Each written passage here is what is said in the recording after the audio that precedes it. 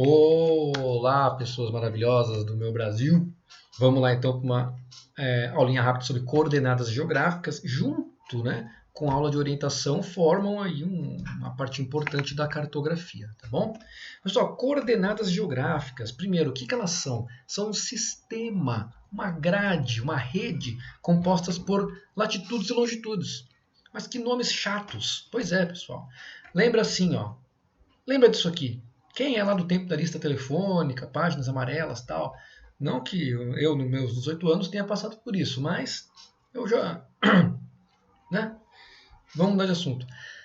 Pessoal, esse primeira figurinha aqui é uma rede, é um quadro, né?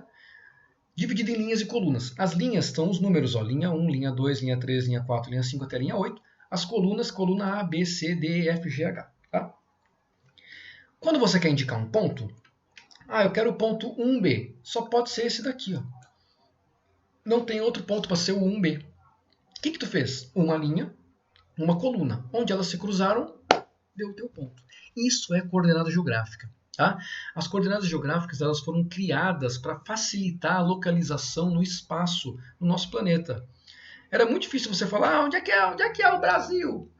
Vai no mar, quando chegar a ilha você vira à esquerda e vai reto. Não, né? Muito difícil o cara acertar a direção que o anterior tinha feito também. Então, para você passar um ponto exato de localização no espaço, a gente usa as coordenadas, divide o planeta em várias linhas e colunas, e quando você falar linha X, coluna Y, sempre aquele ponto vai estar lá e não tem como errar, só pode ser aquele ponto. Tá bom? Então, aqui a gente tem um exemplo com linhas numéricas e as colunas com as letras. Tá? Temos até o joguinho do Batalha Naval, quem já jogou aí, saudosos tempos de Batalha Naval, tanto aquele antigo que você ia botando os pininhos num negocinho de plástico, quanto os novos de celular, funcionam da mesma maneira. Tu posiciona os teus navios sem o teu inimigo saber, né? E tu tem lá uma grade com linhas e colunas, e aí tu fala pro cara, linha 14, coluna 6, linha 14, coluna 6, e acertou o navio. Né? Então você joga esse jogo falando linhas e colunas para chegar a pontos. Se nesses pontos você afunda o navio do seu inimigo, você ganhou. Se você não afunda, azar o teu. Né? Então isso aqui é um outro exemplo de usos de linhas e colunas para se localizar. Na coordenada geográfica, essas linhas são as chamadas latitudes e essas colunas são as chamadas longitudes. Tá bom? Aqui temos um mapa mundi do IBGE exemplificando muito bem isso. Temos as linhas aqui, ó. A linha principal é a linha 0, o Equador, vai de um lado até aqui, ó. Nossa, fiz quase reto, hein? Que milagre, com o mouse, isso que é habilidade. O Equador é a linha principal, é a linha 0. Acima dela nós temos o norte, abaixo dela temos o sul. Tá? E aí as linhas são numéricas, ó. Aqui está linha 15, linha 30, linha 45, linha 60, linha 75, e a última linha que eles não escreveram é a linha 90. Tá? Então, pessoal, as linhas elas vão de 90 norte até 90 sul. Por que isso? Porque elas são divididas em graus. Então, imagina você pegando uma esfera que tem 360 graus na volta toda e pegando metade dela, 180 graus. Sai do Polo Norte em direção ao Polo Sul, tu percorre 180 graus. Como o Equador está bem no meio, tu tem 90 para cima, 90 para baixo. Tá? Então, aqui nesse mapa ele está dividido de 15 em 15 graus. Ó. Tem a linha do 0 do Equador, tem a linha do 15, do 30, mas tanto faz a divisão, pessoal. Pode estar dividido de 1 em 1 grau, de meio em meio grau, de 10 em 10 graus, não interessa. Quem faz o mapa que escolhe, tá? Geralmente o pessoal bota assim de 15 em 15, de 20 em 20, porque aí não fica um monte de númerozinho também que não dá nem para ler, né? Se botasse de 1 em 1, não ia dar nem para ver. Então eles botam de 10 em 10, 15 em 15 para a gente conseguir pelo menos dar uma visualizada, tá bom? Coisa parecida ocorre nos valores de longitude. Temos aqui a longitude principal. Caraca, essa foi reta perfeita. Tá? A longitude principal, que é o meridiano de Greenwich, ou o primeiro meridiano principal, tem o valor de 0. Daí o Equador tem aqui o valor de 0, esse meridiano também. A diferença é que ele vai dividir o mundo em um lado leste e o outro lado oeste. Tá? E ele vai contar até 180 graus para um lado e até 180 graus para o outro lado. Ai, professor, por que não é 90 e 90? Porque quando tu sai do Equador, você vai até o Polo Norte e até o Polo Sul. Tanto faz. Você sobe aqui, ó, você andou metade da circunferência, por isso que é 180. Quando tu vai no meridiano, que é a coluna, para você andar no planeta, você faz a volta toda. E aí a volta toda de uma esfera são 360 graus. E aí já dizia o poeta, 180, 180, 360. Isso quer dizer o quê? A partir do zero do meridiano principal, tu tem 180 na direção leste, 180 na direção oeste. Tá bom? Esses desenhinhos são para exemplificar melhor. Então aqui a latitude, a divisão em graus, né? Então temos aqui o 90 graus entre o Equador e o Polo Norte e o 90 graus entre o Equador e o Polo Sul. Por isso medimos aí de 0 a 90. Tá? As latitudes então são linhas paralelas. Muitas vezes vão ser também chamadas de paralelos. Elas nunca vão se cruzar, tá bom? Então temos aqui as latitudes nunca se cruzando, são linhas paralelas traçadas no planeta. As longitudes, elas são como gominhos de laranja, de tangerina, maravilha, né? Todas as linhas de longitude, as colunas, ou também chamadas de meridianos, todas as linhas se encontram num ponto, que é o Polo Norte geográfico, e no outro ponto, que é o Polo Sul geográfico. E elas saem desse ponto formando gominhos até o outro lado. Por isso elas dão a volta no planeta todo, para você medir todas elas. Você dá a volta no planeta todo e aí conta 360. Juntando as linhas com as colunas, tu tem a nossa grade de coordenadas, formada por linhas e colunas, tá bom?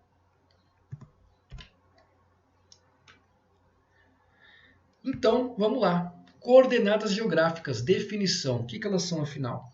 São um sistema criado para localização espacial.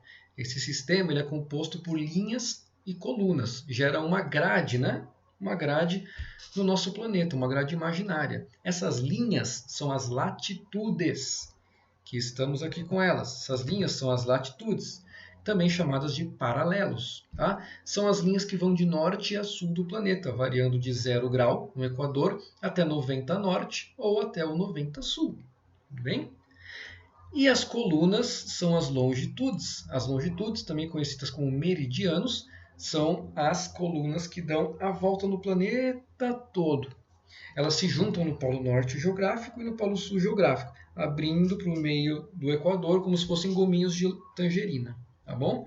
E aí as longitudes variam do 0 grau, que é no meridiano principal, o de Greenwich, variam para leste até 180, para oeste até 180, somando aí os famosos 360, tá bom? Bom, só para a gente praticar. Temos um mapinha aqui, uma imagem do Google, né? Vamos praticar. Vou pegar esse ponto aqui, ó, para lá. Esse ponto aqui. Como que a gente fala a coordenada de um ponto? Bom, é só você puxar a linha.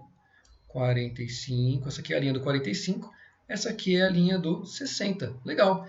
Isso quer dizer, então, que qual é a coordenada desse cara? A coordenada dele é 45 graus e 60 graus. Legal. Tá certo? Não. Tá errado. Porque tu tem que indicar se é 45 norte ou sul, leste ou oeste. Como é que é a dica aqui, pessoal? Aqui aparece muita confusão. Como é que é a dica? Bota a letra da sua direção de acordo com o sentido da sua leitura. Então, o sentido que tu leu, o número até chegar nele, é o sentido da direção que tu tem que escrever. Por exemplo, esse 45, eu li a partir desse zero, né? Então, para eu ler esse 45, eu saí do zero e subi até o 45. Se eu subir, qual que é a direção? Norte. Para ler esse 60, eu saí desse zero aqui? Não. Eu saí desse zero aqui, ó, que é o meridiano, a coluna, ó, tá aqui de vermelhinho, é o zero que representa a coluna. E aí eu fui para direita ou esquerda? Fui para a esquerda. Fui para a esquerda até chegar nesse 60. Se eu fui para a esquerda, eu fui para o de oeste, tá? Agora a coordenada está completa. A coordenada está errada se tu não botar a direção. Então 45 norte e 60 oeste. Por que isso é importante? Porque eu posso ter esse ponto aqui, ó. Esse ponto aqui, ó. E qual é a coordenada dele? Se eu puxar a linha, também é a linha do 45. também é a linha do 60. Né? Só que esse 45, quando eu leio a partir do zero, eu estou descendo. Então, esse cara aqui, ó, esse ponto aqui, ele é o 45 graus sul, que eu desci. E o 60 também é oeste, ó, porque eu saí do zero e vim para a esquerda para ler. Então, é 45 graus sul, 60 graus oeste. Tá? Pessoal, não tem problema se o número está escrito embaixo, do lado, tá? Às vezes os números estão até no meio. Por que eles fazem isso? Só para facilitar. Tá vendo que, ó, quando eu usei esse 45 e esse 60, eu puxei dos que estão mais perto, né? Então, esse 60 aqui de baixo, eu podia ter puxado também até lá em cima, só que ia dar mais trabalho. Então, para economizar trabalho, os caras botam números de coordenadas de todos os lados. Às vezes botam até no meio, tá? O que interessa? É o sentido que tu faz a leitura. Para tu chegar no teu número, você teve que a partir de um zero e subir, então esse número vai ser norte. Não é porque ele está escrito em cima, é como você fez para ler, tá bom? Se tu saiu do zero e teve que descer para ler o número, foi para o sul. Se tu saiu de um zero e teve que ir para a direita para ler o número, tu foi para leste. Se tu saiu de um zero e teve que ler para a esquerda, tu foi para oeste, tá bom? Então lembrem sempre de indicar a direção junto com o valor da latitude e da longitude, senão vai estar errado, senão pode ser um outro ponto totalmente diferente. E é muito comum a gente botar, é uma convenção, você começa com a latitude, tá bom? Começa com norte e sul e depois escreve leste e oeste, certo? Mas repara, pessoal, que as coordenadas elas não são assim muito exatas, né? Como que eu poderia fazer, por exemplo, para indicar um ponto que tivesse no meio aqui do quadradinho, ó, no meio desse quadradinho? Como é que eu ia fazer? Não tem uma linha para eu saber quantos graus que são aqui, né? Como que faz quando isso acontece? Quando isso acontece, pessoal, os mapas são mais exatos, né? Quando eles têm muito mais precisão, os graus eles são divididos em intervalos menores. Mesma coisa, do número 1 ao número 10. Tem o 2, 3, 4, 5, 6, 7, 8, 9. Entre o número 1 e o número 2, tem 1,1, 1,2, 1,3, 1,4, assim vai. Mesma coisa aqui. Então, entre o grau 45 e o grau 60, a gente tem vários graus aqui no meio, né? E entre um grau e outro, você tem vários décimos de grau, vários pedacinhos de grau. Esses pedacinhos de grau, eles são divididos de duas maneiras. Tá? As duas são muito comuns de serem encontradas. Dá para dividir o grau em décimos. 23,5 graus, por exemplo. Né? 20,2 graus, pode ser. Mas, pessoal, não se preocupem. Isso só aparece em mapas muito, muito detalhados. Geralmente, nas provas, isso não aparece. Não é comum aparecer, tá bom? Então, botei aqui, exemplo, coordenada de São Paulo, cidade de São Paulo. É 23 graus, ponto 5505 sul. E 46,6333 oeste. Essa é a coordenada de São Paulo. Mas ela também pode aparecer dessa outra maneira aqui, ó. 23 graus, 32 minutos, 56 segundos sul. Ou e 46 graus, 38 minutos, 20 segundos oeste. As duas maneiras estão corretas. Tá? A primeira é um sistema decimal, vai dividir o grau em 0,1, 0,2, 0,3, 0,4, 0,5, 6, 7, 8, 9 até chegar no próximo grau. E esse outro sistema é um sistema baseado nos relógios, baseados nos 60. Tá? Por que isso aqui, professor? Existe a história da pessoa que conseguiu pela primeira vez, né, fazer uma medição de longitude com mais exatidão, e para isso ele usou um cronômetro. Tá? Vocês podem pesquisar essa história na internet, em inglês. Então o cara usou um cronômetro. Por isso ele acabou dividindo os graus em minutos e segundos, que nem um relógio. Então a cada minuto de grau, quando você junta 60 deles, você faz 1 grau, como se o grau fosse 1 hora. Né? Então você divide o grau em 60 minutos. E você consegue dividir 1 minuto em 60 segundos. Então fica bem, bem, bem exato mesmo. Tá? Então no caso de localizar um pontinho só, cidade de São Paulo, você tem que ter uma localização mais exata. Se quisesse só fazer um exercício como esse para treinar se o seu raciocínio de coordenadas está correto, não precisa de muita exatidão. Você só vem aqui, bota um ponto qualquer no mapa. Vamos botar aqui, por exemplo, esse ponto aqui, né? E você puxa aqui, eu li do 0 para cima, então eu cheguei no 30, então aqui é 30 graus norte, porque eu li do 0 para cima. E puxando essa linha, eu cheguei até o 90, e aqui então eu sei que é 90 graus oeste, porque eu vim para a esquerda desse zero. Então, só para você entender o que é coordenada e ver para que serve, basta aqui, tá? Você não precisa de minutos e segundos para entender o raciocínio, mas é bom saber que eles existem, porque muitas vezes aparecem nas provas, tá bom? Questãozinha do Enem aqui, tranquila, né? Ele conta uma história aqui de uma garrafinha de vidro do livro do Amir Klink. Então fala, pensando nas correntes e prestes a entrar no barco que deriva da corrente do Golfo para o norte, no braço, né, que deriva da corrente do Golfo para o norte, lembrei-me de um vidro de café solúvel vazio. Coloquei no vidro uma nota cheia de zeros, uma bola cor-de-rosa choque, anotei a posição e data. Então ele anotou a latitude 49 graus 49 minutos norte, longitude 23 graus 49 minutos oeste. Tampei e joguei na água. Nunca imaginei que receberia uma carta com a foto de um menino norueguês segurando a bolinha e a estranha nota. Então, alguém achou e mandou para ele, né? No texto, o autor anota suas coordenadas geográficas. As coordenadas são o quê? Vamos ver. Letra A. São a relação que se estabelece entre as distâncias representadas no mapa e as distâncias reais da superfície. Não, isso é a escala geográfica. Letra B. São o registro de que os paralelos são verticais e convergem para os polos, e os meridianos são círculos imaginários horizontais e equidistantes. Não, está invertido. Os paralelos, que são paralelos, eles não convergem, né? Uma coisa paralela, ela nunca se encontra. Uma coisa que converge, ela se encontra. Quem converge são os meridianos, e os paralelos são as latitudes, que são horizontais. Está errado. Letra C. A informação de um conjunto de linhas imaginárias que permite localizar um ponto ou acidente geográfico na superfície terrestre. Legal, letra C correta. Então as coordenadas são informação formadas por um conjunto de linhas imaginárias, que são as latitudes horizontais e as longitudes verticais, que permite localizar qualquer ponto ou acidente geográfico na superfície do planeta. Legal.